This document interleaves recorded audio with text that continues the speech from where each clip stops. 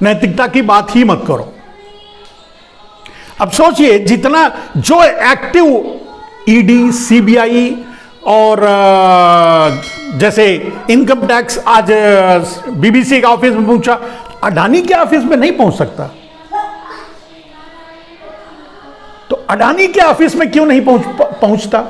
क्योंकि अडानी का office is equal to PMO, प्रधानमंत्री कार्यालय, यानी प्रधानमंत्री का ऑफिस, इसलिए नहीं पहुंचता। इसीलिए मैं कहता हूं कि नरेंद्र मोदी ने विदेश में बैठ करके जब ये बात कही, उस समय भी मैंने इस पर इसकी व्याख्या की थी कि मैं गुजराती हूं, बहुत अच्छी बात है,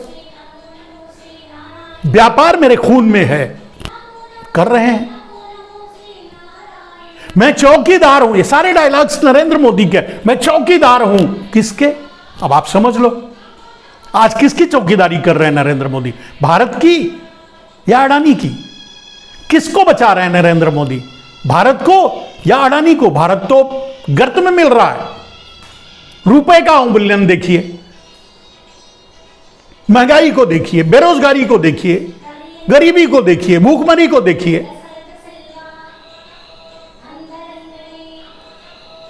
जिन मुद्दों को लेकर के इनकी वीरांगनाएं जो है जंतर मंतर पर कथक किया करती थी, वो आज मौन है। 400 का 1000 भी हो जाए तो क्या फर्क पड़ता है? महंगाई पर कुछ नहीं बोलेंगे, बेरोजगारी पर भी कुछ नहीं बोलेंगे, रुपए के अवमूल्यन पर भी कुछ नहीं बोलेंगे। नरेंद्र मोदी ही हैं जिन्होंने ये बात कही थी कि मनमोहन सिंह की उम्र के पार जा रहा है, वगैरह वगैरह, ऐसे कुछ डायलॉग बोला था।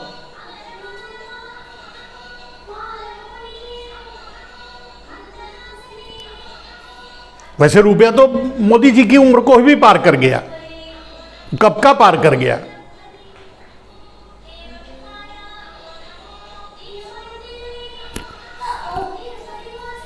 नरेंद्र मोदी जी ने नसीब की बात की थी। अगर नरेंद्र मोदी ये कहते हैं कि भारत में इतनी विपत्तियां आई, इतने परेशानियां हुई, ये हुआ जिसके कारण ही हम उसके बाद भी लड़ाई लड़ रहे हैं, अगर ये कहना चाहते हैं तो नरेंद्र मोदी ने ही कहा था कि अगर मेरे नसीब से आप लोगों को पेट्रोल और डीजल का दाम कम देना पड़ रहा है तो आप नसीब वाले को वोट दीजिए।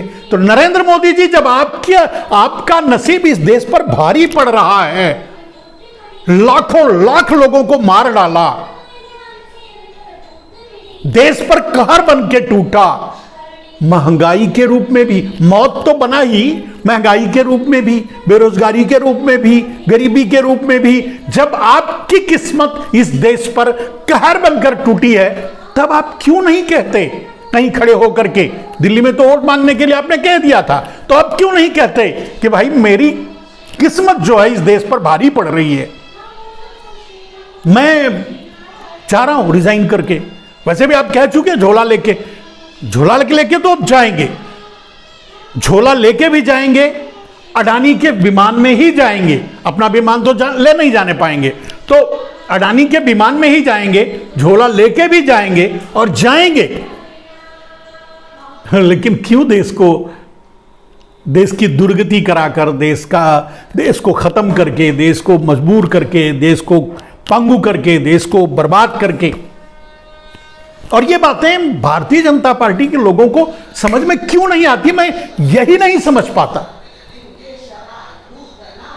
बड़ी उम्मीद है बहुत से भारतीय जनता पार्टी के टॉप पर बैठे लोगों से, मुझे बड़ी उम्मीद थी, बड़ी उम्मीद है, किसी और की नहीं तो कम से कम योगी आदित्यनाथ जी से तो मुझे बड़ी उम्मीद थी।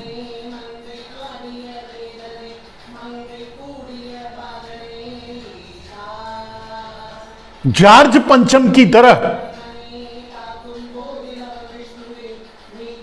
एक भाई मोदी को देश लूटने नहीं देंगे, देश बर्बाद नहीं होने देंगे, जरूर सामने आएंगे, ये उम्मीद योगी जी से तो थी। और उनके विचारों से भी मैं काफी प्रभावित रहा। सीधे संवाद में जो हमारे बीच हुआ है, जो बातें हुई हैं, अगर मैं उनको याद करता हूं तो बड़ी उम्मीद थी। हालांकि कुछ, जैसे अभी एक उम्मीद जगी जब उन्होंने अडानी का टेंडर कैंसिल किया इलेक्ट्रिसिटी का। खैर, लेकिन मौन रहना गलत है। भारतीय जनता पार्टी के सभी नेताओं की बात करता हूं, आपको फ्लाइट की सुविधा मिल जाती है, आप आते हैं जाते हैं, आपको सुविधा है, सारी सुविधा जो भी आपको मिला हुआ है, एक सांसद बनकर के उसकी कीमत इस देश के आम आदमी को क्या नहीं चुकाना पड़ रहा है? गरीबी से, बेरोजगारी से, भूखमरी से, न जाने क्या क्या। और एक आदमी संसद में खड़े होकर 80 करोड़ लोगों को यह कहता है कि मैं 5 किलो अनाज तुमको देता हूं, तुम हमारे विरोध में नहीं जा सकते, नहीं बोल सकते। इससे बड़ा अपमान देश का क्या होगा? वोट तो उसमें से 25, 30, 10, 20% ही दिए होंगे, लेकिन अपमान तो सबका हो रहा है। कोई चुप क्यों है? लोग चुप क्यों हैं? लोग बोलते क्यों नहीं? और कम से कम भारतीय जनता पार्टी के लोग बोलते क्यों नहीं? संसद में जो हुआ, अडानी को लेकर नरेंद्र मोदी का जो रुख रहा कि हम जांच नहीं होने देंगे, जांच नहीं करवाएंगे, ना जेपीसी करवाएंगे, ना जांच होने देंगे, ना ईडी से करवाएंगे, ना सीबीआई से करवाएंगे, ना सुप्रीम कोर्ट से करवाएंगे, कुछ नहीं करेंगे, जांच ही नहीं होने देंगे। यानी जो अडानी करे सो सही, यानी प्रधानमंत्री जो करे सो सही।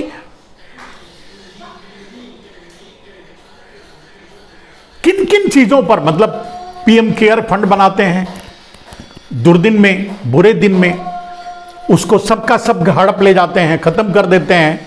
क्या करते हैं? मतलब अब सोच, अब सवाल तो उठते हैं कि सारे ब्लैक मनी जो 400 करोड़ विदेशों में था, रामदेव से कहलवाया था, तो 400 करोड़ का जो बंटवारा 200 करोड़ मिला 50-50 करके, क्योंकि 5 लाख करोड़ तो यही मिला था नोटों 2000 के नोट के जरिए, छाप करके, नोट लॉन्चिंग के जरिए। तो ये सारे पैसे जो मिले वो ब्लैक मनी विदेशों में ट्रांसफर हुआ, स्विस बैंक में या दूसरे बैंकों में रखा गया। अब वहां से मॉरिशस जैसे डबल टैक्सेशन ट्रीटी वाले देशों में ट्रांसफर किया जा रहा है, और वहां से अडानी को, रामदेव को या ऐसे दलालों को दिया जा रहा है, उनकी कंपनियों में लगाया जा रहा है।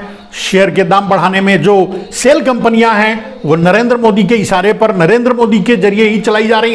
कहने का अर्थ यह है कि इतने बड़े आरोप का खंडन भी ना करना, जांच भी ना होने देना, यानी मौनम स्वीकार लक्षणम। उन्होंने स्वीकार कर लिया कि हां मैंने किया है, मेरा ही है, जो करना है कर लो। अब यह दावा वो तब करते हैं कि हम तो चुनाव जीत ही लेंगे, क्योंकि जीत जाते हैं। अगर जीत भी कोई दूसरा गया तो जबरदस्ती खरीद लेते हैं। जिनको खरीदते हैं उनसे ही अपने नेताओं से कहकर जूते मरवाते हैं। भारतीय जनता पार्टी का एक नेता कहता है कि सूटकेस लेकर के कांग्रेस के लोग हमारी पार्टी में आते हैं, तो जो गए हैं वहां भारतीय जनता पार्टी में, अब उनको वो डूब मरे। अगर शर्म बे हया है तो डूब मरे,